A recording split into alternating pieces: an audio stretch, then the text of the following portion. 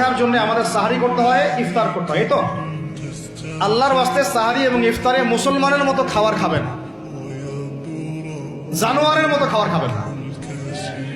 সাহারি এবং ইফতার এই দুটোতে কি খাবেন? মুসলমানের, মুমিনের মতো খাবার খাবেন, জানোয়ারের মতো খাবার খাবেন না। আল্লাহ পাক বোঝার তৌফিক দান করেন। মানে আমরা কিন্তু সাহারিতে কি করি জানেন?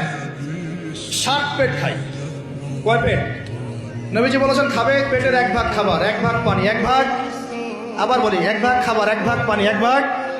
কার পেট খালি আছে এখন খাওয়ার সময় খাওয়ার টেবিলে? আমাদের ওস্তাদরা বলেন যে মুসলিম উম্মাহ, আমাদের ওস্তাদরা বলেন যে মুসলিম উম্মাহ খাবার টেবিলে হেরে গেছে সে কখনো জিহাদের মাঠে জিততে পারবে না।